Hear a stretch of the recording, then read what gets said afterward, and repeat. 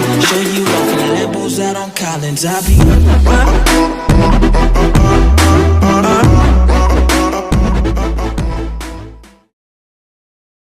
How's it going, guys? I wanted to talk about the ketogenic diet a little bit more in depth. I got a question that's a really good question. It's actually, they asked me, is the ketogenic diet sustainable long term?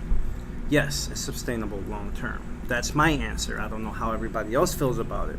But I could sustain this amount of lifestyle for a long period of time. I mean, you have people that's been on the ketogenic diet pretty much over 2 to 3 years. I've been on the ketogenic diet consistently for about 2 months now. And I don't feel I need carbs because I do jiu-jitsu, I do Muay Thai, I work out 4 days a week, and I'm able to do that while being on a ketogenic diet consistently. And I have high energy. I don't really need to focus and depend on carbs like I used to. Now, is this sustainable long term for everyone? That is a question that you will have to ask yourself. Some people can't stick to a very, very low carb diet for a long period of time. Even with all of the benefits that the low carb diet presents you, like lowering your insulin levels, lowering your blood sugar levels. Giving you decreased fat, weight loss. All of these benefits come, but however, there's also a cap off. Some people stop benefiting from the ketogenic diet after 6 months. Within that time, a lot of people can't sustain that kind of lifestyle. That's the reason why I say the ketogenic diet is a lifestyle, not really a short-term diet. You will need to decide for yourself if this is something that you will want to do long term. This is something that I want to do long term, and I encourage people to try it. Carbs are like the staple of the world. I mean, everything has carbs up in it. I mean, you can't get away from carbs. That's the reason why it's a very low carb diet. I mean, you have very limited amounts of foods that really don't have any carbs at all, but even still they have some type of carbs. So absolutely zero carbs is almost impossible. Not impossible, just very, very, very difficult. We know that the ketogenic diet is 75% fats, 20% proteins, and 5% carbs.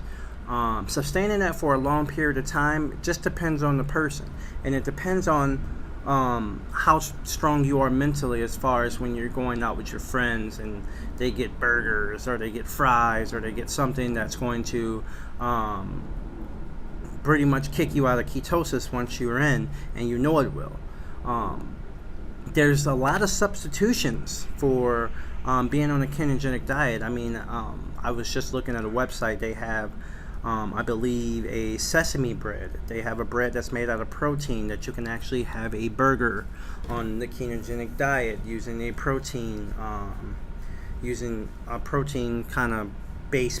I don't know even know how to put it, but the point is that you can do it. Now, do you miss your rice? Yes. Do you miss your sweet potatoes? Yes. Do you miss a lot of potatoes? Yes. But you have to decide with yourself if this stuff worth giving up to have a better lifestyle, or to have a ketogenic lifestyle. Will I come off the ketogenic lifestyle? Yes. I miss rice. Don't care how anybody puts it. I miss rice, and I do miss the sweet potatoes, and I kind of want to eat that stuff again. And that's another thing that we're going to be rolling into. A lot of people don't know how to come off the ketogenic diet properly. So that's the issue, is that with the ketogenic diet, with any low carb diet, is that once you off, most people tend to go back to eating the same way that they eaten before. And that's bad, very bad. The reason why is because if you are on the ketogenic diet, or you on any kind of other weight loss diet, as far as low carbs per se, you are going to gain all of that weight, or most of that weight back that you've lost, and you don't want to do that. You don't want to gain any of that weight back. So in my humble opinion, the proper way is to either keep that weight off, or to maintain that weight, is to properly and slowly add good carbs back into your diet, as far as adding the rice, the sweet potato, things like that, adding good carbs and not as far as bad carbs. Now, if you are on the ketogenic diet and you get off the diet and you start eating cheeseburgers and you start eating french fries and you start eating milkshakes, things like that, or a tub of ice cream, you're going to gain all of that weight back, and that's bad. You don't want to gain all of that weight back. You want to be able to maintain that weight. So you have to find out your carb